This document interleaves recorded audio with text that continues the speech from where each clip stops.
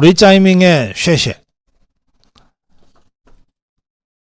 리짜이밍이 지금 여기저기서 정말 망언-막말을 하고 다니는데, 이번에 이 쉐쉐의 발언은 정말 천박하기가 이루 말할 수가 없고, 그리고 이런 자를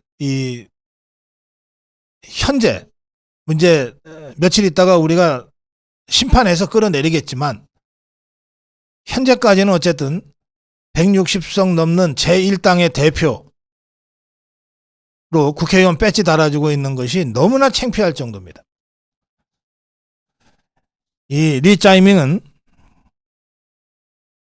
대만에, 중국에도 그냥 쉐쉐 하지, 대만에도 쉐쉐 이러면 되지, 뭐 자꾸 여기저기 집적거리냐 이랬어요. 그러면서 대만 해협이 어떻게 되든, 중국과 대만 국내 문제가 어떻게 되든 우리가 뭔 상관이 있냐, 그냥 우리는 우리끼리 잘 살면 되는 거 아니냐, 이렇게 얘기했는데, 미국 전략문제 연구소가 있습니다. CSIS. 아주 권위 있는 싱크탱크입니다. 미국 전략국제문제연구소가 작년에 이 대만과 중국과 대만의 양안 문제가 좀 위기가 고조되자 중국이 대만을 무력으로 침공하는 것을 가정한 워게임 보고서를 낸 적이 있습니다. 워게임 보고서를 냈는데, 이 워게임을 보면 중국이 대만을 공격하기 전에 어디부터 치냐? 일본에 있는 미군 기지부터 치는 걸로 워게임이 나와 있습니다.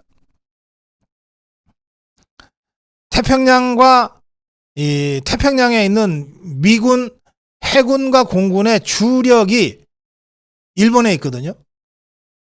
그러니까 일본에 있는 미군 함대들과 전투기, 전폭기들을 그냥 놔두고 중국이 대만을 그냥 치면 일본 기지에 있는 전투기, 전폭기, 그리고 전투함들이 일제히 대만 해역으로 출동을 해서 중국과 대치하게 될 거라는 거예요. 그렇게 되면 칠래다가 치지도 못하고 자기들이 불리해질 수 있으니까, 아예 마치 태평양 전쟁 때 일본군이 하와이에 있는 미 7함대를 먼저 공격했듯이 중국도 대만을 공격하기 전에 일본에 있는 미군 부대의 해군 공군 전력을 무력화시키는 공격을 먼저 하는 걸로 워게임 보고서가 상정돼 있어요. 그리고 그때, 여기서 중요합니다. 그때 한국에도 주한미군이 있지 않냐. 한국에 있는 주한미군은 중국이 직접 치지를 않고 북한을 시켜서 치게 할 것이다. 북한이 도발을 하면, 남침을 하면 자연히 한반도에 있는 주한미군은 거기에 묶일 수밖에 없다. 한반도에 있는 주한미군이 북한이 내려오는데 북한과 싸우지 대만 구하러 오지는 못한다. 그래서 중국이 보기에 대만을 2, 3일 안에 군사적으로 점령해버리면 끝나는데, 그렇게 하고 나면은 이제 전쟁 끝이다, 이래버리면 이제 대만을 집어삼키는 거는 성공할 수 있는데, 그 2, 3일 또는 그 일주일, 그걸 버티기 위해서 한반도에 있는 미군이 움직이지 못하게 하기 위해서 북한으로 하여금 남침하게 하고, 일본에 있는 미군이 움직이지 못하게 하기 위해서 먼저 일본의 미군 기지들을 공격해버리고, 그리고 나서 대만을 친다는 게 미국 전략 연구소의 워게임의 핵심이에요. 자, 이 보고서대로 될지 안 될지는 모르는 거지만, 이 보고서가 그냥 만화 쓰듯이 이렇게 하는 거 아니에요. 수많은 군사 전문가들이 중국의 전력, 또 미군의 전력, 한반도 상황을 다 면밀히 검토하고 나서 중국의 입장에서 가장 안전한 승률이 가장 높은 이 컨틴전시를 이렇게 제시를 한 겁니다. 그러면 이 워게임 보고서에 따르면 한반도는 대한민국의 안보는 대만의 안보와 떨어질래야 떨어질 수 없는 연결된 문제라고 하는 사실이 확실히 드러납니다. 이 리짜이밍은 아니 뭐 대만이 어떻게 되건 양안이 어떻게 되건 지그들이 싸우든 찢고 볶든 우리는 우리끼리만 잘 살면 돼. 우리는 중국한테도 쉐쉐하고 대만에도 쉐쉐하면 돼 라고 하고 있지만 이거야말로 세상 어떤 줄 모르는 그야말로 우물안 개구리 철딱선이 없는 초등학생 수준도 못하는 장꼬대 같은 얘기라는 겁니다. 세상이 그렇게 돌아가질 않아요. 그래서 이런 자가 170, 180석 가까운 의석을 가진 종북주사파 정당의 대표고 이런 자가 지금 200석 어쩌고 운운하면서 200석 되면 윤석열 대통령 탄핵하겠다고 나서고 있는 거 아니에요. 탄핵을 왜 합니까? 지가 쉽게 대통령 되려고 하는 거예요. 그러니까 이런 자가 대통령이 된다고 생각해 보십시오. 정말 끔찍합니다.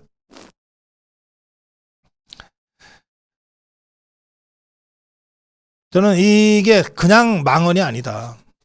이거는 이재명이란 자 그리고 지금의 종북 주사파들의 대한민국과 주변 한반도 주변에 대한 정세 인식의 아주 전형적인 그 위험성을 보여주고 있는 것이다. 이게 무식해서 이런 거 아닙니다. 이 자들의 생각이 이런 거예요. 그래서 그만큼 위험한 겁니다. 다음으로 가겠습니다.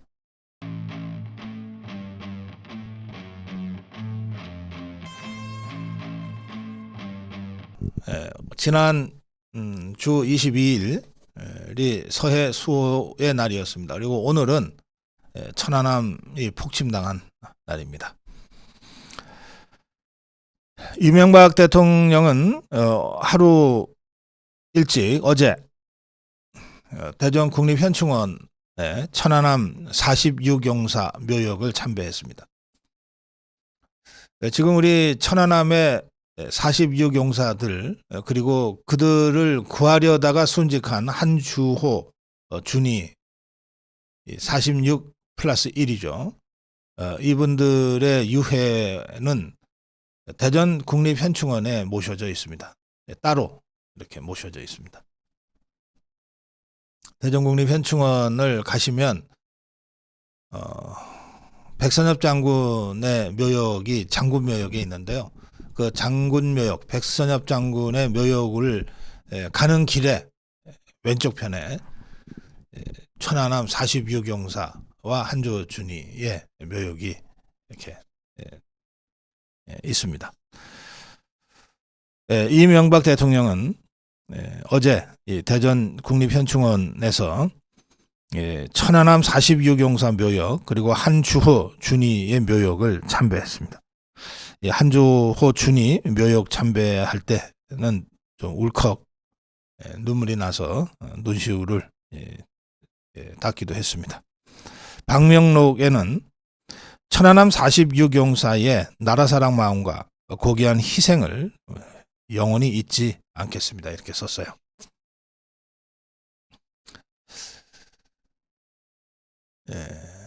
이 천안함의 폭침은 이명박 대통령 재임 때 벌어졌습니다. 2010년이요. 그때 현장으로 달려갔던 이명박 대통령의 모습도 아마 많은 분들이 기억하실 겁니다. 이때 이명박 대통령은 장병들의 고귀한 희생을 절대 잊지 못한다고 하면서 통일이 이루어지는 그날까지 매년 전사자 묘역을 찾겠다고 약속을 했고 실제 재임 기간뿐만 아니라 퇴임 후에도 어제까지 그 약속을 지켜오고 있습니다.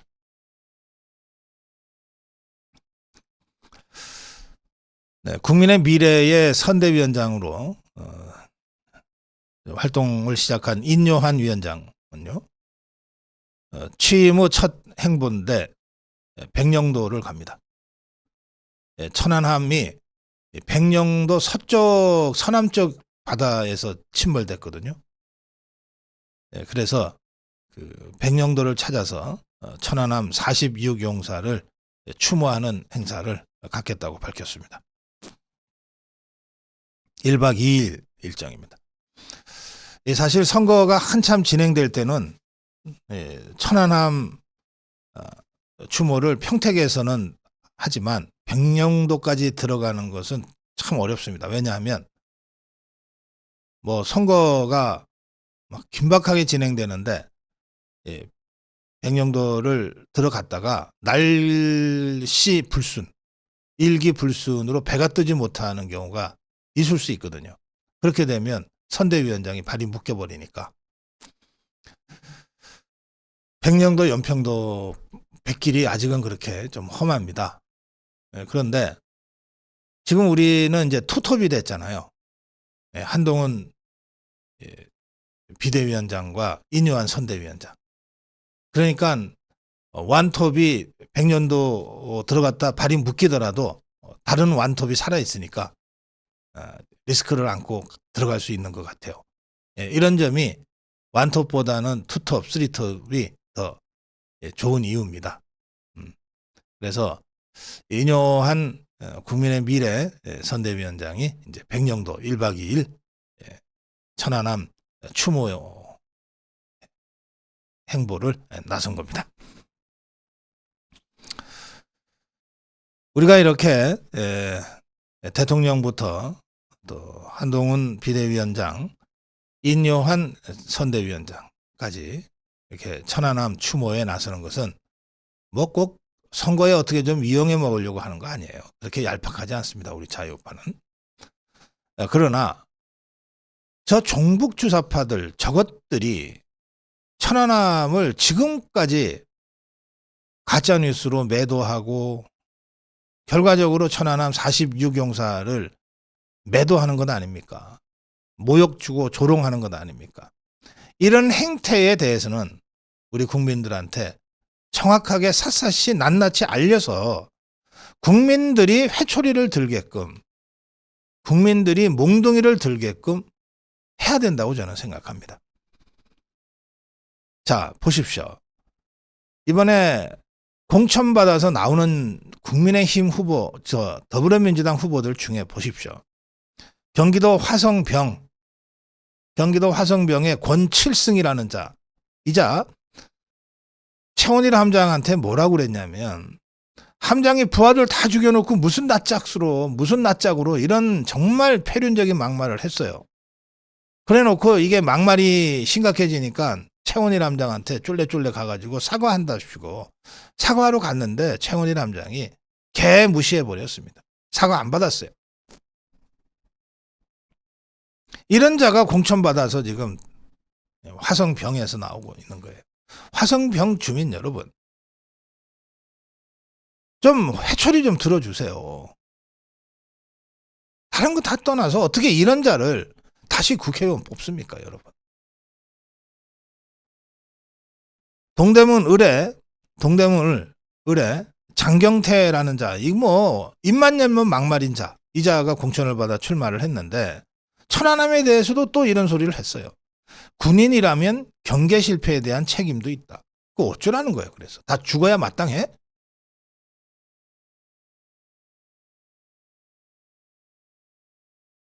잠수함으로 몰래 숨어 있다가 공격을 했는데 그걸 경계 실패했다고 책임져야 된다고 주장하는 이 자는 도대체 군대라도 제대로 갔다 온 자예요? 동대문 시민 여러분, 이번에는 좀 몽둥이 좀 들고 제대로 혼 좀 내주세요. 이런 것들 여러분들이 자꾸 뽑아가지고 국회로 들여보내니까 온갖 막말로 국회가 아주 진흙탕되고 그렇게 되는 거 아니겠어요, 여러분? 충남 서산 태안에 그 더불어민주당의 조한기라는 자 있어요.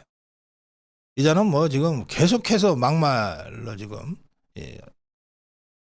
오르내리고 있는데,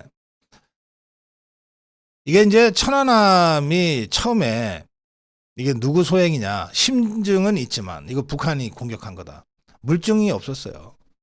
그래서 그 물증을 찾기 위해서 천안함 폭침당한 천안함 선체도 인양해야 되지만 그 북한의 공격일 가능성이 매우 높다고 보고 그 북한의 공격 증거를 찾기 위해서 바닥을 뒤진 것 아닙니까? 그리고 우리 정부만으로는 발표를 해도 저 북한이 부인하고 저 종북 주사파들이 딴소리 할까봐 국제조사단까지 구성을 했잖아요. 거기서 나온 결정적인 증거가 바로 1번 의뢰, 1하고 아라비아 숫자 1에다가 한글로 번 어쩌고 저쩌고 써놓은 거예요. 그게 이제 북한식이죠. 그래서 이제 그 1번 의뢰라고 써져 있는 그 의뢰 추진체, 이것이 북한이 그 잠수함을 매복시켰다가 어뢰로 공격했다고 하는 결정적인 물적 증거로 이제 제시가 됐는데, 그거 얘기하는 거예요.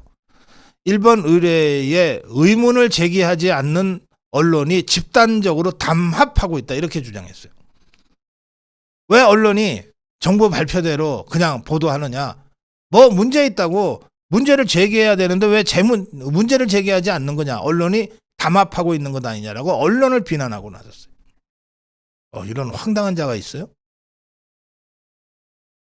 서산 태안 시민 여러분, 4년 전에도 심판 잘 해주셨는데 이번 선거에서도 여러분 제대로 심판해 주십시오. 더불어민주당이 인천 부평갑에다가 공천한 후보 중에 노종면이라고 하는 자가 있어요. 노종면, 뭐 YTN 출신일 거예요 아마. 이 자가 뭐라 그랬냐면, 천안함이 북한의 어뢰에 의해서 폭침당했다, 폭격당해서 침몰했다, 이게 폭침 아닙니까? 이렇게 천안함 폭침이라는 용어는 북한의 잠수함 어뢰 공격에 의해서 침몰당했다고 하는 뜻이 포함되어 있잖아요. 이 폭침이라는 단어를 쓰는 모든 언론은 가짜다 그랬어요. 그러니까 지금은 천안함 폭침이라고 하는 용어를 거의 모든 언론이 다 씁니다. 신문에 조중동을 비롯해서 KBS 뭐 다 씁니다. 쓰는데 이 모든 언론이 다 가짜라는 거 아니에요, 이자는. 폭침이 아니라는 거예요. 폭침이 아닌데 폭침이라고 쓰니까 이 폭침이라는 단어를 쓰는 모든 언론은 다 가짜 뉴스다 이거예요. 이런 막말을 하고 있는 자입니다, 이 자가. 그러니 부평갑 시민 여러분, 여러분들이 별 생각 없이 그냥 10% 옷 입고 있는 1번 찍으려고 하시는 시민들께서 잠깐, 야 이건 누구지? 천안함 폭침이라고 쓰면 다 가짜라고 주장했던 바로 그 망나니 같은 자네. 한 번쯤은 좀 생각하고 찍어주세요. 한 번쯤은.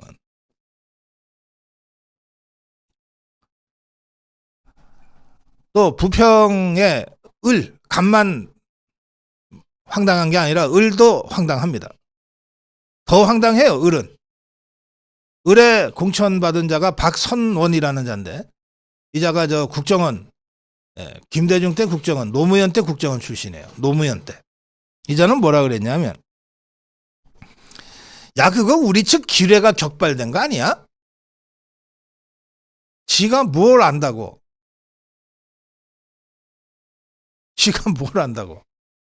우리 측 기뢰, 우리가 부설한 기뢰를 천안함이 건드리는 바람에 기뢰가 격발이 돼서 터져가지고서 폭침당한 거 아니야? 라고 발언했어요. 이런 발언을 이 자들이 SNS에 올리기도 하고 라디오 인터뷰에 통해서 하기도 하고 대놓고 한 거예요. 대놓고. 몰래 일기장에 쓴 게 아니라고요. 그러니 부평 을 지역 시민 여러분, 다른 거 다 떠나서 천안함을 북한 잠수함의 어뢰 공격에 의해서 폭침당한 게 아니라 우리 측 기뢰 잘못 건드려서 자폭한 거다 라고 떠드는 자한테 표를 주실 수는 없잖아요. 여러분, 부평 시민 여러분, 갑이든 을이든 다 이 천안함 막말을 하고 있는 자들을 더불어민주당에서 공천을 했어요. 동대문 을 시민 여러분, 경기도 화성 병 시민 여러분, 다른 건 다 떠나서 적어도 천안함에 대해서 막말하고 46용사를 욕보이고 이런 자들에 대해서는 유권자들께서 회초리, 몽둥이를 꺼내 드셔야 되는 것 아닙니까?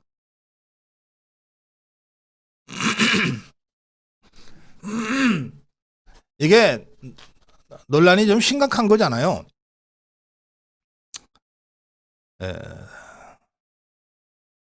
올해 서해 수호의 날 행사 22일 있었어요. 이재명이 어떻게 했습니까? 행사장에 코빼기도 안 내보였어요.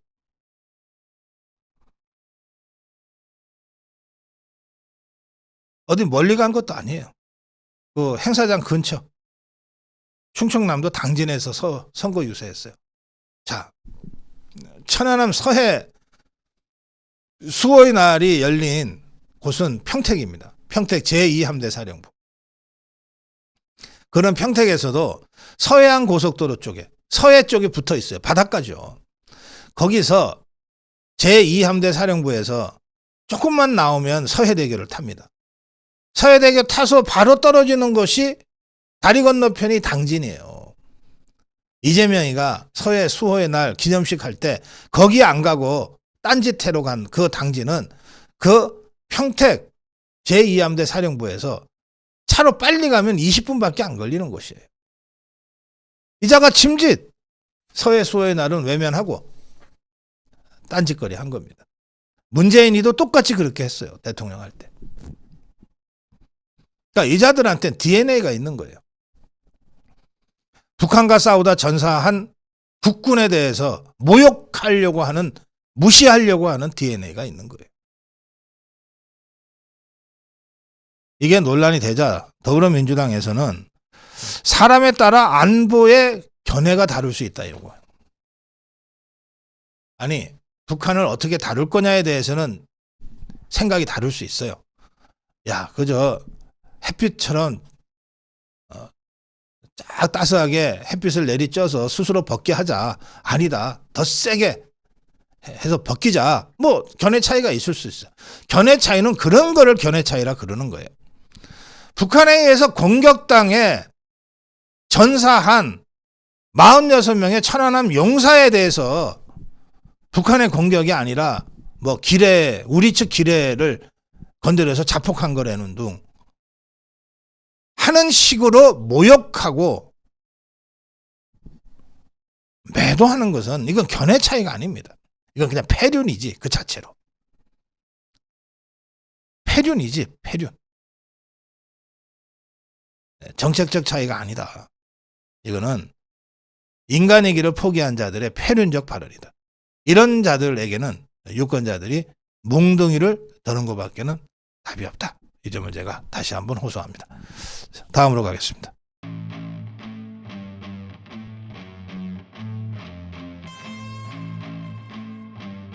갭 투기꾼들을 쏟아내자. 제가 지난 토요일 날 세종시 갑에서 우리 류재화 후보를 밤늦게 인터뷰를 했는데 그때까지만 해도 더불어민주당의 이영선이라는 자가 살아 있었어요. 후보로. 근데 하룻밤 자고 나니까 이 자가 날아갔어.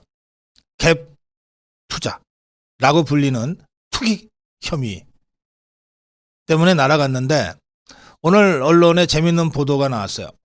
이재명이가 출마한 계양을이 그 갭 투자를 내세운 전세 사기의 피해자들이 수천 명이 있는 곳이라는 거예요. 그런데 이 이영선이의 갭 투자 사기 행각이 드러나게 되면 이자한테 공천을 준 이재명에 대한 개항을 전세 투기 피해자들의 항의가 빗받칠 것 같아서 잽싸게 잘랐다. 지한테 조금이라도 부담을 줄 것 같으니까 잽싸게 잘랐다고 하는 분석까지 나와 있는 상황입니다. 그럼 이렇게 해서 이영선인가 하는 자를 자르면 끝나는 거냐? 웃기는 소리. 제가 매일 하겠다 그랬죠. 이영선이의 투기 행태 제가 매일 전해드리겠다 그랬죠. 네, 오늘도 다시 전해드립니다. 이영선이가 한 짓은 아파트와 오피스텔을 구입하고 이것을 임대를 줘갖고서 보증금으로 메꾸는 이 방법입니다. 전형적인 갭 투기입니다. 이영선이가 이 갭 투자라고 하는 형식으로 투기를 한 이 아파트와 오피스텔을 보면 지역구만 있는 거 아니에요. 경기도 고양 일산 서구 아파트, 인천 서구 검단 아파트, 인천 서구의 또 다른 아파트, 세종 광곡로의 아파트 4채예요. 돈 될 것 같은 아파트는 전국이 다 대상이에요. 오피스텔도 경기도 화성 동탄의 오피스텔, 경기 수원 영통의 오피스텔, 영통의 또 다른 오피스텔, 대구 달서구 와룡로의 오피스텔, 대전 유성의 도안대로의 오피스텔, 경기 구리 갈매 순화로의 오피스텔. 돈 될 것 같은 오피스텔은 전국 모두가 다 이자들의 투기 대상이었습니다.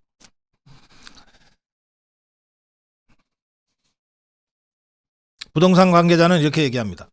은행 대출을 최대한 받고 임차 월세 보증금을 받아서 다른 곳에 또 매매하는 전형적인 갭 투기 방식인데, 이렇게 국내 곳곳에서 동시다발적으로 아파트 오피스텔 매매를 할 경우에는 전문적인 투기꾼이 아니면 할 수가 없다. 전문꾼들이 아니면 일반인이라면 할 수 없는 짓을 이자가 했다. 그래서 이걸 가지고서 뭐 검증을 못했다? 그거 웃기는 얘기다. 그냥 딱 보면 안다. 딱 보면 투기다. 딱 보면 투기꾼이다. 자, 갭 투자에 대해서 제가 살펴봤어요.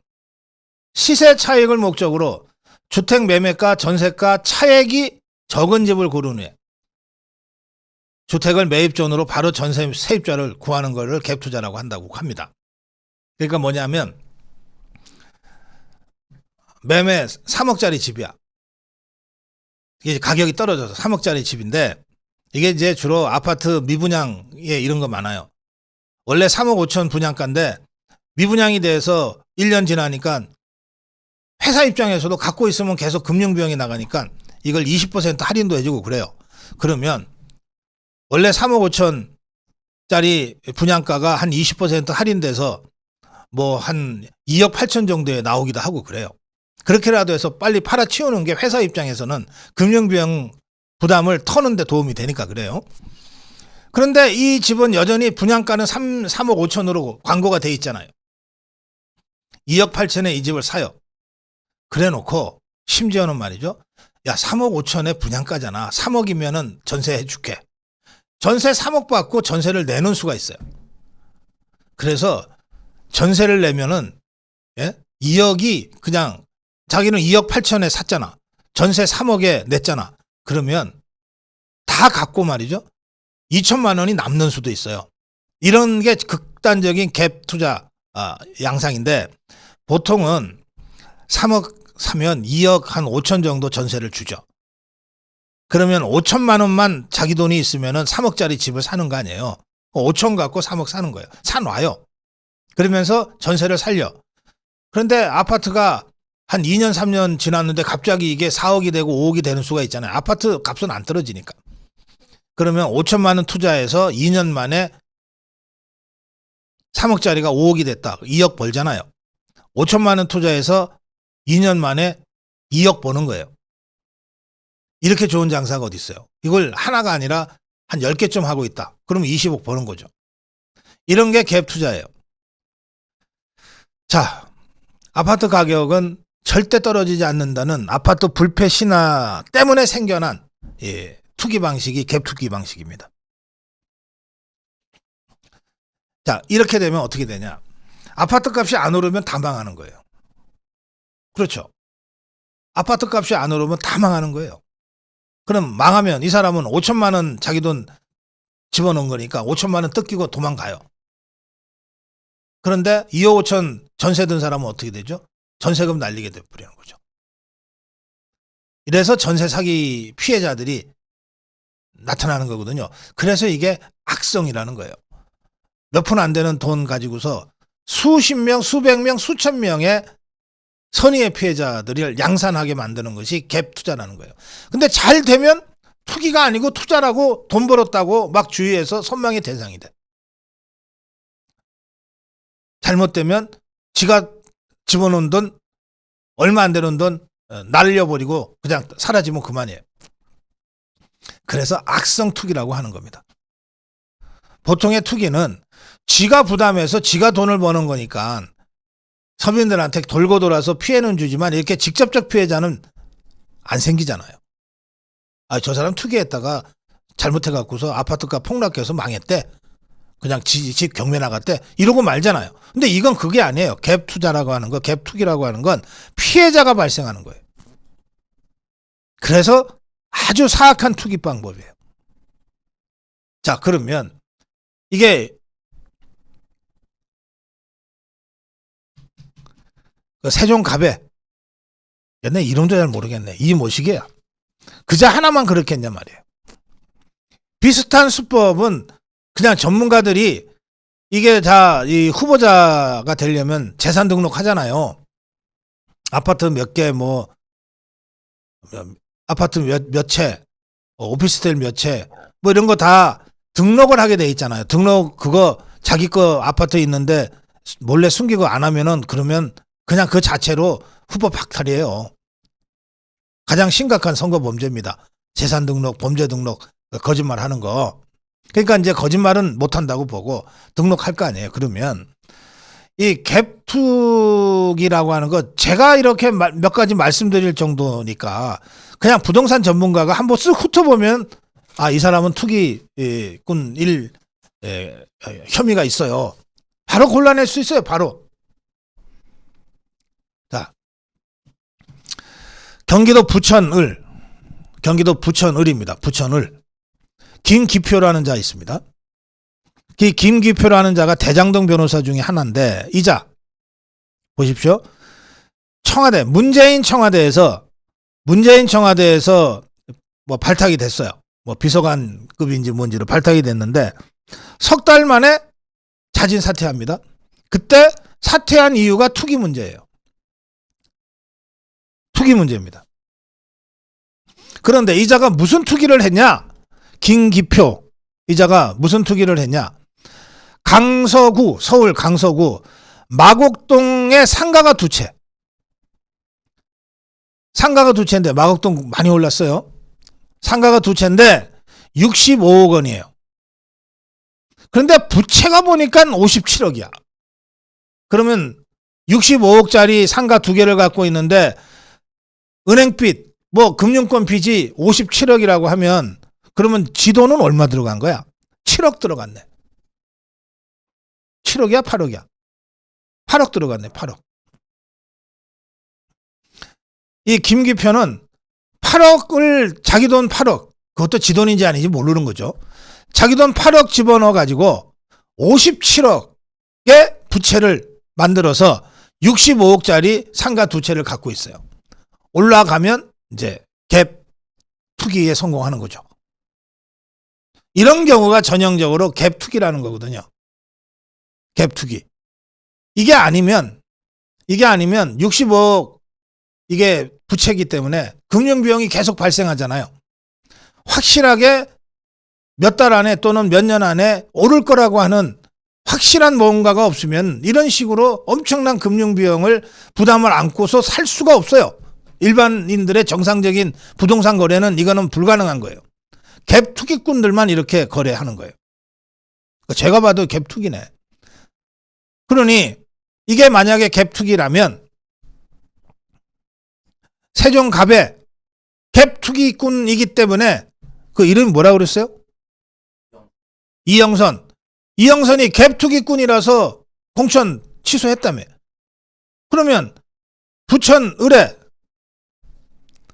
부천을에 김기표 똑같은 갭 투기꾼 같은데 왜 얘는 취소 안 했느냐 말이에요. 뭐가 어떻게 다른데? 자, 이영선이는 갭투기라서 취소했고 김기표를 그냥 놔두면 갭투기가 아니라서 취소 안 하는 것이냐? 그러면 갭투기인지 아닌지 한번 확인해 보자. 이건 전문가들한테 보여주면 된다. 내가 봐도 이건 갭투기인데. 그러면 이재명, 이게 갭투기는 맞는데 아이 저기는 그래도 10건이나 되고 여기는 2건밖에 안 되잖아. 그래서 봐줬다. 야, 액수로 따져야지. 투기를 하려면. 저기는 다 합쳐봤자 37억이고 여기는 2건이지만 합치니까 65억인데.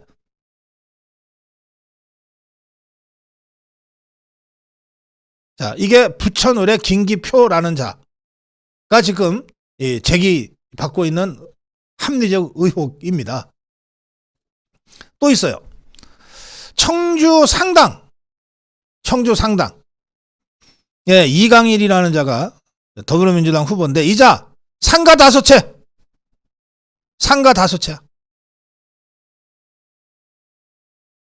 상가 컬렉션하는 취미가 있나?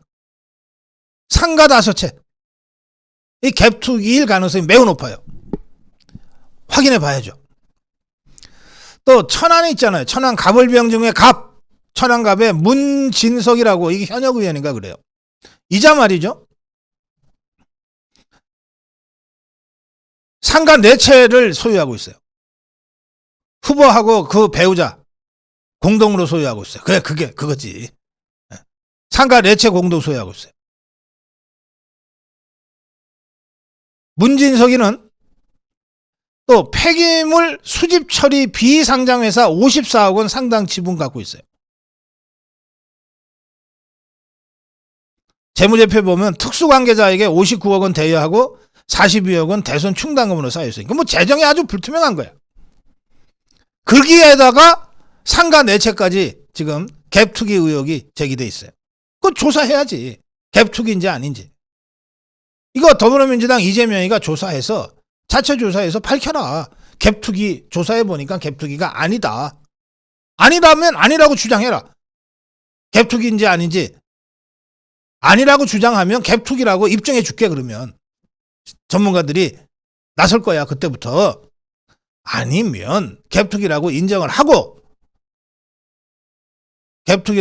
하고 이영선이 세종갑처럼 지금이라도 자르든지. 왜 이영선이 자르는데 다른 갭투기 의혹자들은 그냥 놔두냐고. 니그들 형평에도 안 맞잖아. 용인갑에 이상식이라고 있어요. 이상식. 이자는 말이죠. 21대 총선 4년 전입니다. 대구경실련 발표에 따르면 이상식 이자는 후보 재산이 28억이야. 배우자 재산이 10억이고. 이것도 엄청 많은 거지. 근데 엊그저께 이제 4년 만에 신고를 했는데 후보 재산이 그 사이에 28억에서 74억이 됐어. 40몇 억이 늘었어. 4년 동안. 그런데 더 황당한 거는 배우자가 59억이야. 49억이 늘었어. 아니 어쨌든 배우자 재산이 5년간 49억이 늘었어. 그러면 상식적으로 세금을 냈어야 될 거 아니에요. 납세 실적이 근데 1,800만 원에 불과해. 1,800만 원. 일반 서민들한테는 엄청난 돈이지만 이 정도 돈을 버는 사람들한테는 1,800만 원은 그야말로 껌값. 이거는 절세가 아니라 탈세 혐의가 매우 강한 숫자입니다. 그러니까 후보 사퇴로 끝날 일이 아니라 이거 형사조치가 불가피하다라고 하는 문제 제기가 되고 있어요. 용인갑 이상식.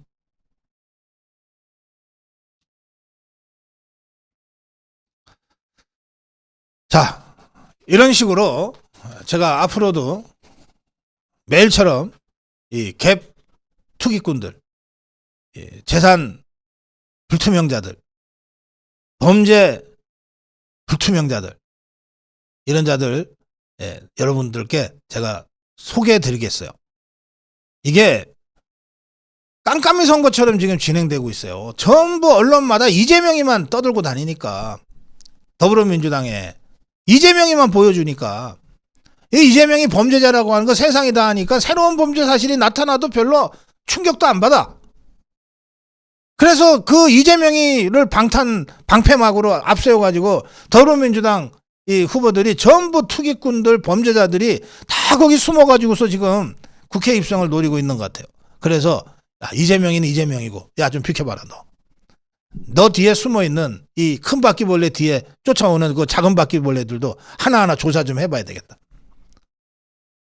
이거 들여다보니까 이게 뭐 여기는 투기꾼, 갭 투기꾼, 특히 아주 사악하기 짝이 없는 갭 투기꾼. 뭐 여기는 뭐 재산이 아주 소명이 하나도 안 돼. 네, 이런 것들을 하나하나 들춰내서 제가 그 지역 유권자들한테 알려드리려고 합니다. 근데 저희들을 솔직히 우리 고성욱 TV에 기자들이 없어요. 우리 언론사가 아니라 가지고. 그러니까 저 이 방송 보시는 국민의힘 후보들께 또 지역의 우리 자유우파 시민단체들께 제가 좀 부탁 말씀드릴게요. 지역마다 이런 그 더불어민주당이나 저 좌파 종북주사파 후보들의 온갖 비리와 이 범죄 혐의와 관련된 이야기들이 돌아다니잖아요. 저희들한테 좀 보내주세요. 저희들한테 보내주세요. 이게 되건 안 되건 말이 되는지 안 되는지는 저희들이 다시 판단을 해볼 것이고, 저희들한테 보내주시면 잘 마무리하고 잘 정리해가지고, 그래가지고 제가 이걸 알려드리려고 해요.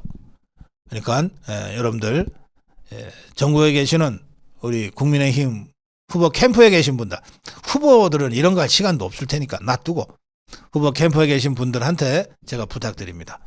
상대가 어떤 이 범죄를 저지르고 어떤 이 부적절한 막말을 하고 다니는 후보들인지를 국민들한테, 유권자들한테 제대로 잘 알려드려야 되잖아요.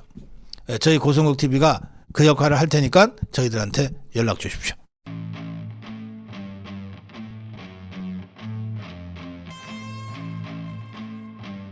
반국가 세력의 국회 진출을 막아야 한다.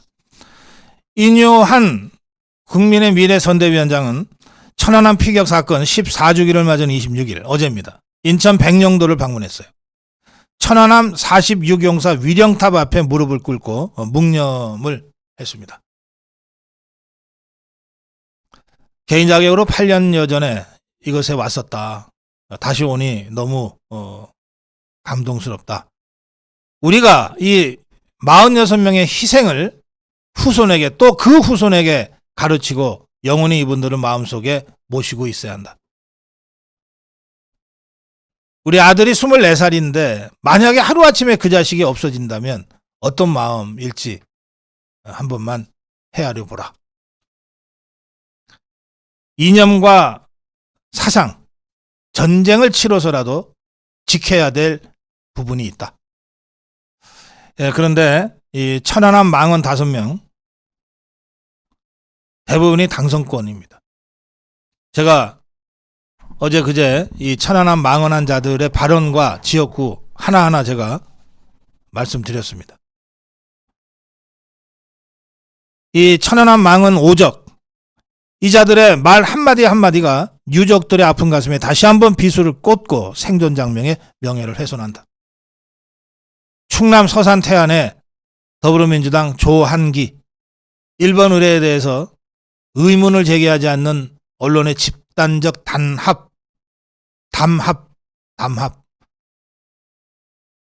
북한의 어뢰 공격을 부정하는 자죠. 그 다음에 인천 부평갑의 노정면, 더불어민주당 노정면, 이자 천안함 폭침이라는 용어 사용하는 언론은 모두 가짜다. 폭침을 인정하지 않는 자입니다. 인천 부평을의 박선원, 이자 아군 기뢰에 의한 천안함 침몰 의혹을 제기한 자입니다. 북한에 의해서가 아니라 우리 편 기뢰에 자폭했다는 거예요. 경기도 화성병 권칠승이자 최원일 함장한테 무슨 낯짝이냐, 부하 다 죽이고 라고 폐륜적 막말을 했던 자입니다. 서울 동대문 을 장경태. 군인이라면 경계 실패 책임을 져야 한다. 그래서 천안함 폭침이 천안함 함장과 그 용사들의 책임이라고 몰아간 자입니다. 이 5명의 천안함 망언자들, 천안함 망언 오적, 이 자들에 대해서 당시 천안함 폭침 때 조리병으로 일했던 아들을 잃어버린 이성우 유족 회장은 이렇게 얘기합니다. 망언 민주당 후보들, 천안함이 찢겨져 나간 그 모습을 실제 보기나 하고 이런 폐륜적 막말을 하는 것이냐. 반국가 세력의 국회 진출 막아야 합니다. 천안함 망언 오적들의 국회 진출 막아야 합니다.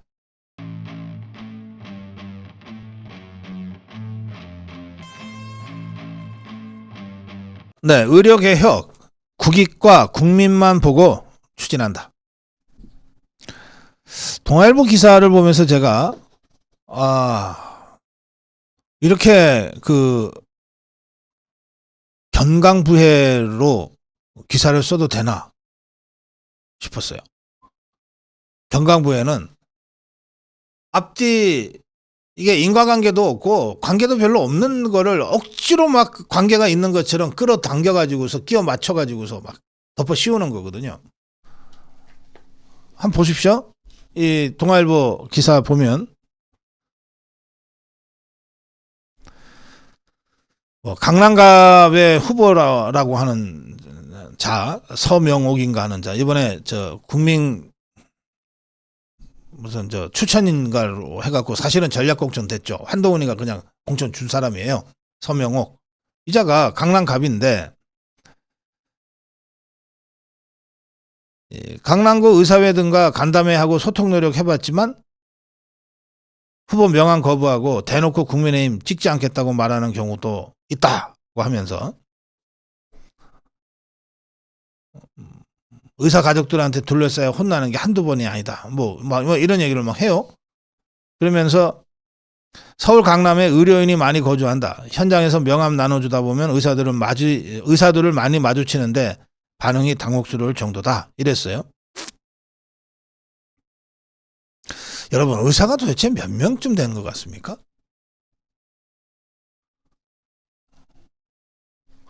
제 기억으로는 15만 정도예요.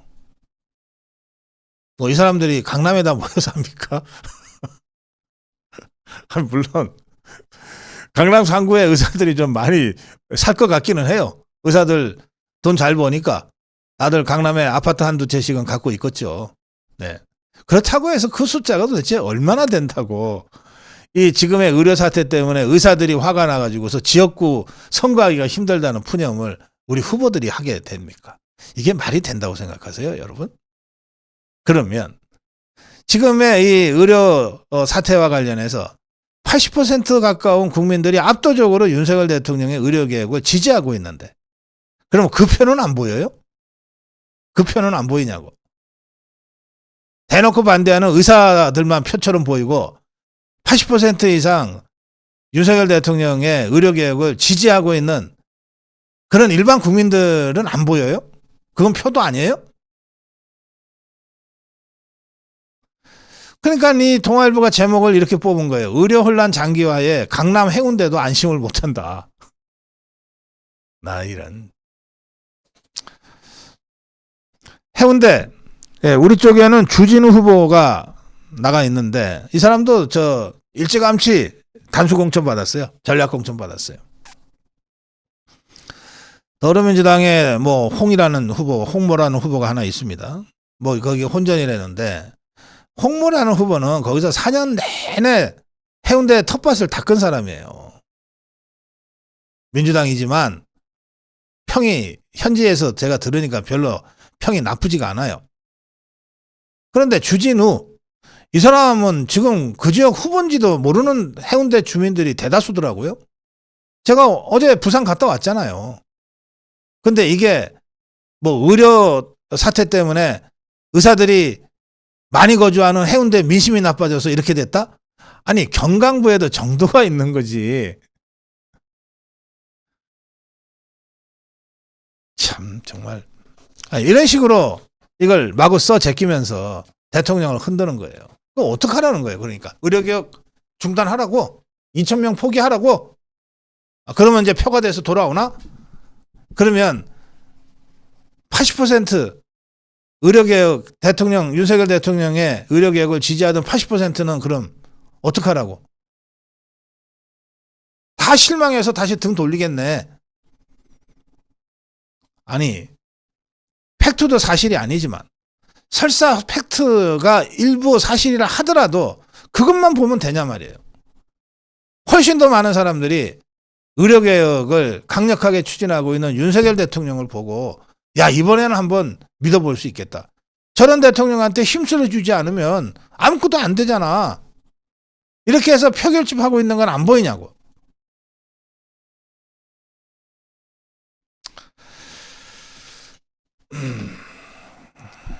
이 의료개혁 관련해서 저는 윤석열 대통령이 그동안 취임 후에 취해왔던 일련의 개혁 조치들을 다시 살펴볼 필요가 있다고 생각합니다. 저는 이게 우선 선거나 정치 같은 것에 공학적인 접근을 하지 않고 윤석열 대통령이 국가경영자로서 이거는 꼭 해야만 돼 라고 하는 어떤 역사적 국가적 관점에서 결정하고 밀어붙인 정책들이 대다수다 이렇게 봅니다. 그래서 그 정책들이 성공한 거예요. 오로지 국민만 보고 국가의 미래만 보고 밀어붙였기 때문에 그 정책들이 다 성공한 거예요.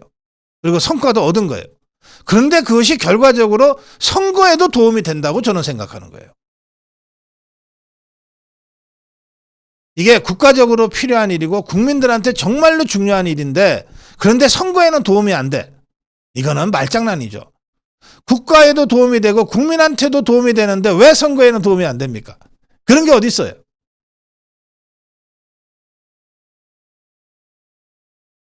자, 한번 보세요.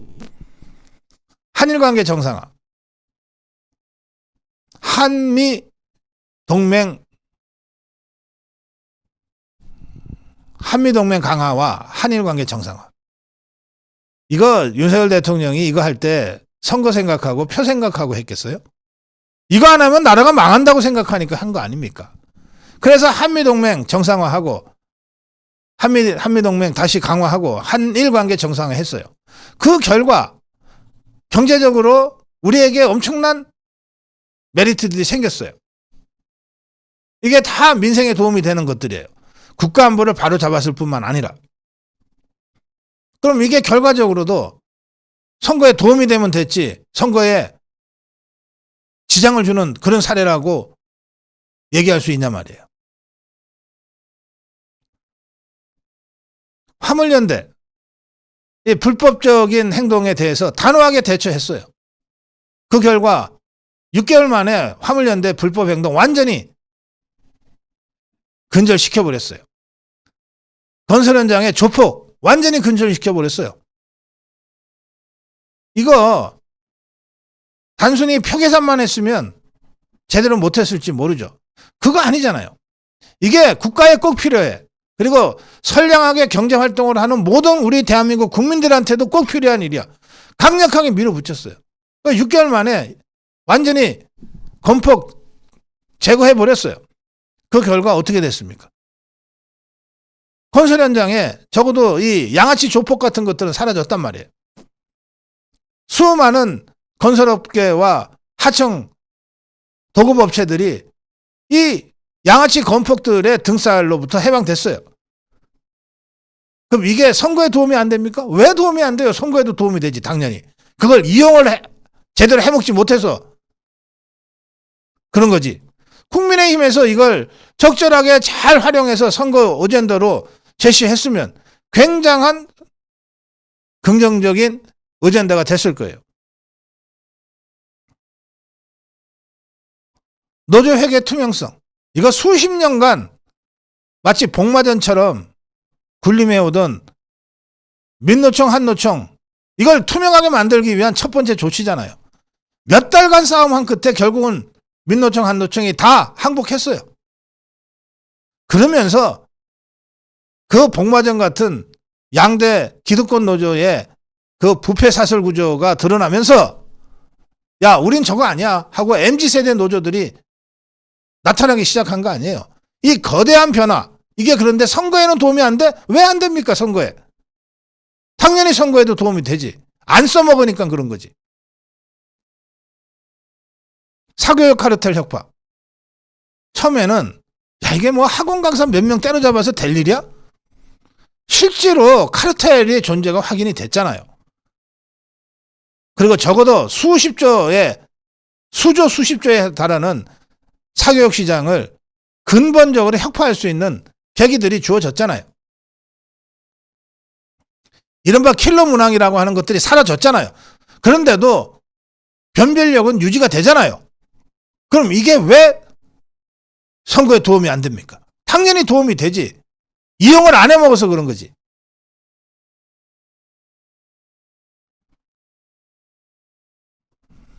늘봄학교 문제라든지 의료개혁이라든지 하는 것들이 다 똑같은 상황이에요. 국민의 압도적 지지가 있어요. 강력하게 밀어붙였어요. 국가를 위해서, 국민을 위해서 밀어붙였고 성과가 있어요. 근데 이게 왜 선거에는 도움이 안 되냐고. 안 해먹으니까, 이용 안 하니까, 다 까먹고 있으니까. 그러면서 엉뚱하게 말이지. 의사들이 많은 강남 해운대가 의사들 반발표 때문에 선거가 어려워졌다. 이런 따위의 경강부에 놀아나질 않나. 그런 점에서 저는 지금의 이 의료개혁도 이게 제가 아까 예를 든 것은 다 이미 지나가 버린 사안들이고 현재 진행되고 있는 것은 의료개혁인데 이것도 윤석열 대통령 스타일대로 오로지 국민만 보고 국가의 미래만 보고 밀고 나갈 것이다. 그리고 이것이 선거에 절대적으로 도움도 된다. 국민의힘 집권당이 이걸 제대로 이용해 먹지 못해서 그런 것이지. 자신들의 무능을 탓해라. 이렇게 좋은 소재를 선거 때문에 만드는 건 아니지만 결과적으로 만들어 줬는데 국민의 80% 이상이 지지하는 의료개혁 의제라고 하는 것이 어딨냐 말이야. 그 압도적 지지를 지금 가지고 의료개혁을 추진하고 있는데 극소수의 강경파들이 이걸 가지고서 뭐 대통령한테 공격을 해대고 있는데 여기에 그래 고작 강남에 의사들이 많아서 힘들어요. 해운대에 의사들이 많아서 힘들어요. 애들 장난하는 거냐 지금. 그 정도 수준밖에 안 돼. 무슨 선거를 하려고 그러냐. 80% 이상의 국민이 지지하는 의젠다는 찾아보기가 어려워요. 그런 의젠다를 지금 국민의힘이 제대로 이용하고 있는 거냐? 잘 선용하고 있는 거냐? 이런 데 대한 고민이 필요하다는 말씀 다시 한번 드립니다.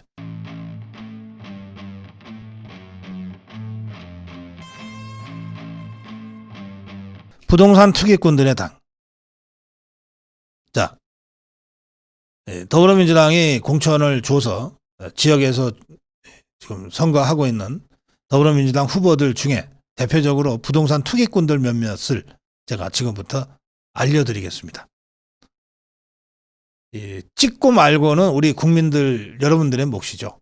부동산 투기꾼이라도 나는 이 사람 좋아하고 찍으면 어쩔 수 없죠. 그러나 그런 줄 몰랐는데 잊어보니까 투기꾼이네. 그러면 난 찍을 수 없지. 아무리 당이 싶어라도. 라고 생각하는 분들이 한 분이라도 있다면 바로 그 한 명의 현명한 유권자 때문에 투기꾼한테 넘어갈 국회를 우리가 바로 세울 수가 있는 것 아니겠습니까? 자, 먼저 공영운입니다. 공영운. 이자가 뭐 현대자동차 출신이라고 그러면서 경기도 화성 을에 출마를 했는데 아주 참 고약해요. 이 공영운이는 2021년 4월 문재인 때입니다. 서울시 토지거래 허가 구역 지정 하루 전날에 서울 성수동 재개발 지역의 땅과 건물을 급하게 아들한테 증여했습니다. 근데 아들은 그때 공군 병장으로 복무 중이었어요. 22살. 경제활동하고 있던 애도 아닙니다. 공군의 병장으로 복무하고 있던 애한테 그렇게 급하게 성수동에 있는 재개발 지역의 땅과 건물을 증여했어요. 근데 이 증여한 날이 토지거래 허가 구역 지정 하루 전날이에요. 신내림인가? 신이 내려서 토지 거래 허가 구역 지정 하루 전날에 지 아들한테 증여를 했을까요? 토지 거래 허가 구역으로 지정이 되면 어떤 일이 벌어지냐? 실거주 요건을 충족해야만 매매나 증여 등의 거래가 가능해지는 거예요. 근데 공군 병장으로 있으니까 실거래를 못 하잖아요. 실거주를 못 하잖아요. 그러니까 증여가 불가능해지는 거예요. 토지거래 허가제가 시행이 되면. 그 토지거래 허가제가 시행이 되기 하루 전날에 공군 병장으로 있는 아들한테 증여를 했어. 이 아들이 소득이 없잖아요. 그러니까 아들이 낼 증여세까지 이 공영훈이가 내줬어요. 그렇게 해서라도 아들한테 성수동에 있는 부동산을 넘겨준 거예요. 자, 이 정도 되면 이건 내부 정보, 뭔가 토지거래 허가 관련된 정보를 사전에 어떤 형태로든 입수하고 손을 썼을 거라고 하는 합리적 의심이 제기될 수밖에 없잖아요. 이자가 그 전에 2017년에는 현대자동차 부사장으로 있을 때인데 이때 4개월 뒤에 현대차 계열인 현대제철이 3표 산업 성수공장 이전 협약을 발표하면서 성수동 일대 땅값이 급등했는데 그 4개월 전에 11억짜리 부동산을 이 지역에서 매입을 한 거예요. 성수동에 땅과 건물. 그러니까 이번에 공군 병장한테 물려줬다고 하는 성수동의 땅과 건물이 그 4년 전에 11억에 매입한 거예요. 그러고 나서 넉 달 있다가 현대차로 인수가 됐어요. 그러면서 급등했어. 그래서 3배나 가격이 오른 땅이에요. 30억. 그거를 아들한테 넘겨준 거예요. 하루 전에. 토지거래 허가 제 발표 하루 전에. 야, 2번의 신내림이 있었네. 한 번은 11억에 매입할 때 신내림을 받아가지고 야, 이 땅 사면 넉 달 후에 3배로 뛰어. 그 신내림 받아갖고 사놓고 그 다음에 이번에 아들한테 넘겨줄 때 또 신내림을 받았어. 야, 내일이면 토지거래 허가제가 돼서 네 아들한테 주고 싶어도 못 줘. 신내림 받고 하루 전에 준 거예요. 이런 자가 지금 화성을의 더불어민주당 후보입니다. 네, 화성을 시민 여러분, 매번 부동산 투기할 때마다 신내림 받아서 하는 이 공영훈이 같은 자를 국회의원으로 뽑을 건지 말 건지 잘 생각하십시오, 여러분. 양문석이라고 있잖아요.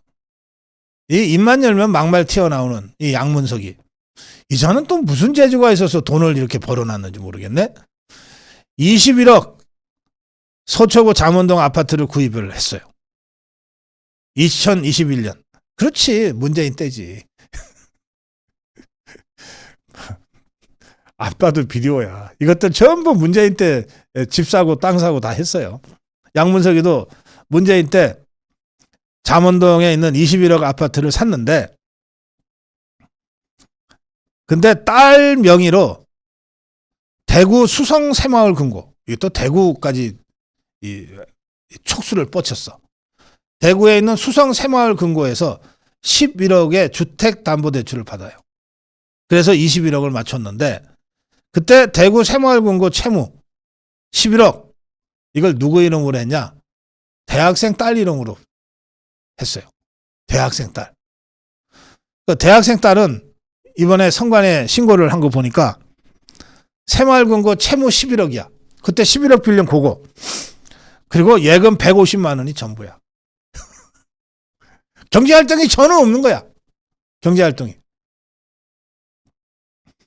이렇게 납세 이력도 없고 경제활동을 전혀 하지 않은 것으로 보이는 이런 딸 명의로 어떻게 11억을 받냐 말이야. 이게 사업자 등록을 내서 개인 사업자 대출을 받는 편법을 썼을 가능성이 높다는 거죠.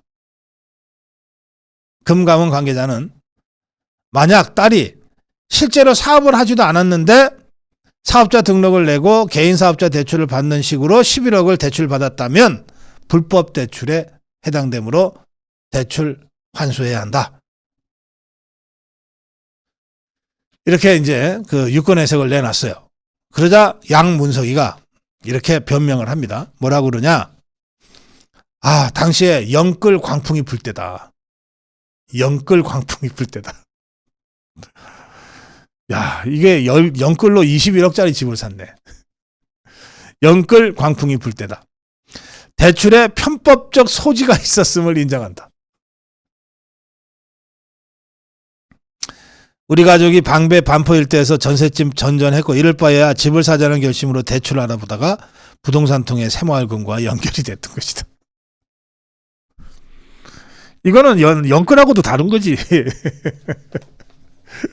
영끌 해봤자 우리 젊은 세대들이 영끌 해봤자 그냥 몇 억 아니에요? 몇 억?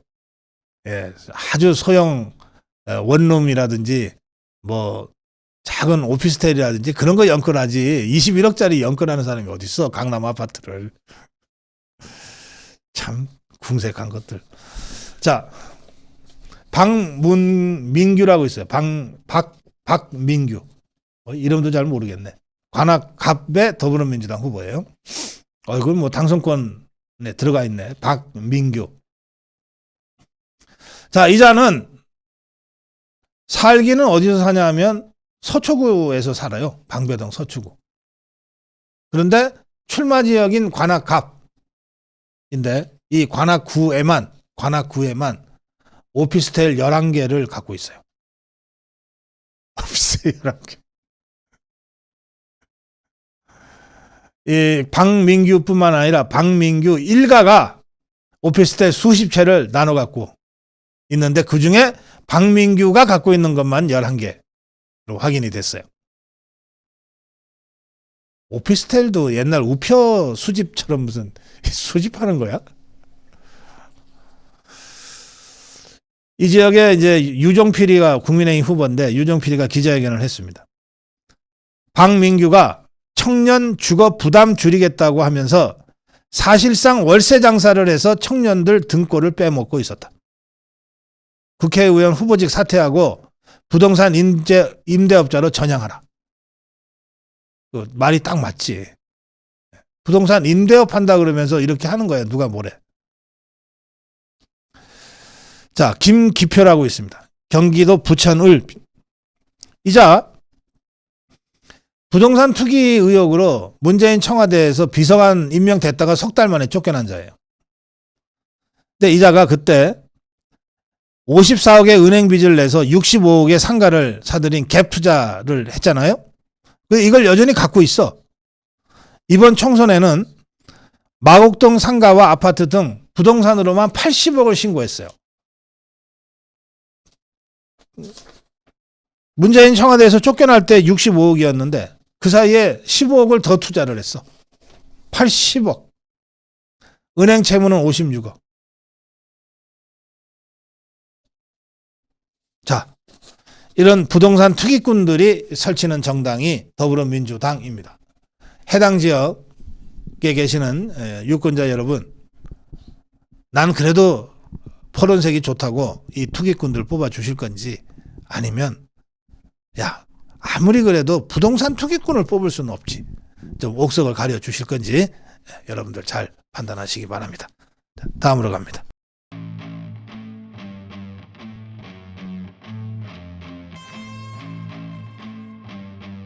네, 어제가 이제 선거 시작일이었습니다.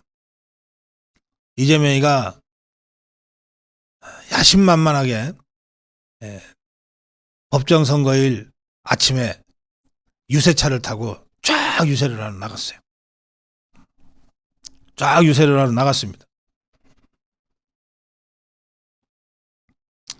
그런데 이 유세차 타고 마이크 들고 유세차를 하면 막 음악도 나오고 막 그러잖아요. 막 시끌시끌해요. 그 첫 유세 지역에 고등학교가 하나 있었는데 인천 세원고등학교입니다. 이 인천 세원고등학교에서는 어제 이 학교 전 학년 1, 2, 3학년 전체를 대상으로 전국 연합 학력 평가고사가 실시되고 있었습니다.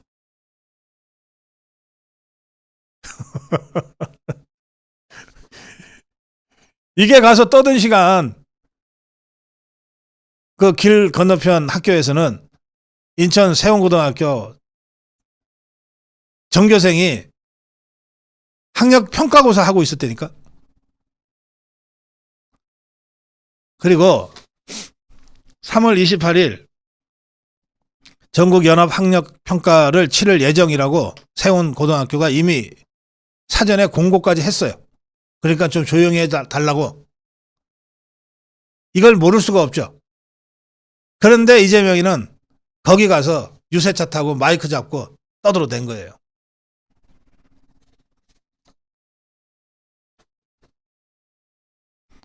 그러면 원희룡은 어땠냐? 원희룡은 무소음 공예, 무소음 유세를 했습니다. 어제. 고등학생들이 치르는 전국 연합 학력 평가에 방해를 주지 않기 위해서 무소음 유세를 했어요. 아예 유세차를 타질 않았어요. 유세차를 타지 않고 그 왜 있잖아요. 그 요구르트 그 하시는 분들이 아침에 이렇게 전기차처럼 소리도 안 나더라고요. 싹 타고 다니는 거 있잖아요. 차도 아니고 왜 네모처럼 생긴. 그거 비슷한 거예요. 여기에 그 빨간색 시트지를 붙인 전동 카트입니다. 그래서 선거 유세를 했어요. 페북에다 이렇게 썼습니다. 원희룡이. 오늘은 고교생들이 3월 전국 연합학력평가 시험을 보는 날. 그런데 이런 날 학교 앞에 유세차 대고 로고송 틀고 고성방가 악쓰는 선거운동하면 그게 바로 공여다. 미래 세대에게 도움은 못 될지언정 방해는 하지 말아야 하지 않겠는가. 큰 소리로 악쓴다고 국민들에게 메시지가 잘 들리는 것은 아니다. 이렇게 페북에다 썼어요. 이 원희룡과 이재명의 이 정말 대조적인 그 행동, 저는 이유 있다 생각합니다. 원희룡이야 학력고사 전국 수석한 사람 아니에요. 시험이 어떤 건지 아는 거예요. 이재명이 뭐 그런 거 알까?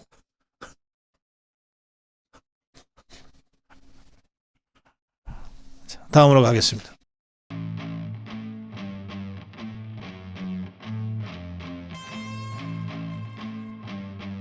네, 이재명은 민주당을 이렇게 바꿨다.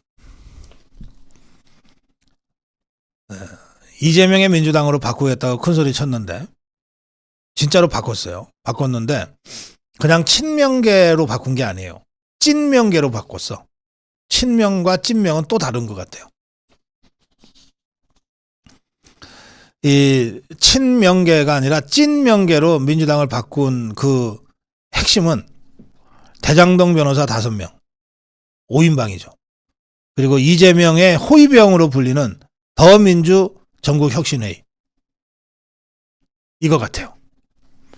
자, 이제 하나하나 다시 살펴보겠습니다. 대장동 변호사의 첫 번째가 박균택입니다. 박균택. 이자 광주 광산 의뢰공천 받았는데 뭐 그냥 당선이죠.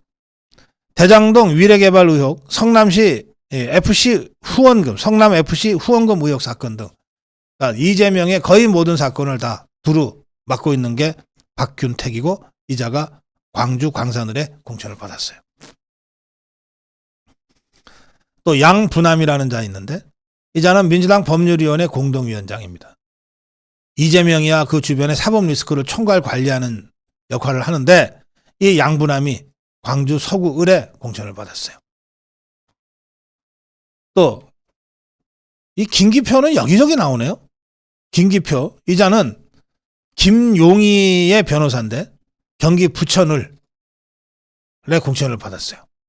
근데 갭 투자로 지금 비판이 계속해서 제기되고 있는 바로 그 자입니다. 그다음에 대장동 변호사가 5명이거든요. 그중에 네 번째가 이건태인데 이건태 이 자는 경기 부천병에서 공천을 받았어요. 이건태는 정진상이 변호사입니다. 그러니까 이게 꼭 이재명을 변호하는 게 아니라 어떤 면에서는 정진상이나 김용을 변호하는 게 더 중요한 역할을 할 수가 있어요. 왜? 정진상이나 김용이가 이재명이 배신 못하게 만들어야 되니까. 이건태는 정진상이 변호사예요. 그 다음에 마지막으로 김동아라고 하는 자가 있는데 이 자는 서대문 갑에서 우여곡절 끝에 뒤집어가지고 공천받았죠. 이 5명의 대장동 5인방이 지금 다 공천을 받았어요. 대부분 다 당선이 가능한 지역이에요. 확실하거나. 그 다음에 이제 이재명의 호위병, 더민주 전국혁신회의. 이쪽 출신을 보면 이 자들은 스스로를 우리는 홍위병이야. 이재명의 행동대야. 이재명이가 대통령이 되면 이재명 정부를 우리가 감당할 거야. 이렇게 큰소리 치고 다니는 자들이에요. 이 중에 김우영 이 자는 서울 은평을에서 공천을 받았어요. 문대림이 이 자는 제주 갑에서 공천을 받았고 부승찬이는 경기도 용인병에서 공천을 받았어요. 정준호는 광주 북갑에서 공천을 받았어요. 그런가 하면 지역만 아니라 비례에도 이 개딸들이 포진돼 있어요. 호소영, 서승만. 이 사람도 개그맨이라고 그러는데 나 기억이 안 나네. 뭔 개그를 했는지. 서승만. 이게 다 더민주혁신회의 소속이면서 비례에 이름을 올린 자들이에요. 또 경기도 출신들도 있어요. 그 이재명이 밑에서 평화부지사를 한 게 이화영이만 있는 게 아니고 이화영 다음에 이재강이라고 평화부지사 한 자가 있어요. 이재강이 이 자는 경기도 의정부을에서 공천받았어요. 또 이 모경종 이 자는 이재명이 대표실에서 차장 지냈는데 인천 서병에서 공천을 받았어요.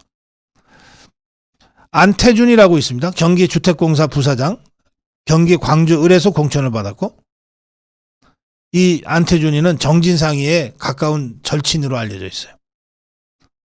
이렇게 이재명이가 당을 이재명의 민주당으로 바꾼다고 호언장담했고 그렇게 바꿨는데 이 바뀌는 과정에서 그냥 친명계가 아니라 찐명계가 이제 실제로 역할을 했고 이 찐명계로 분류되는 게 대장동 5인방 변호사, 그다음에 더민주혁신회의 멤버들, 그다음에 경기도지사 때 경기도에서 이재명이 밑에서 똘마니 역할을 했던 자들.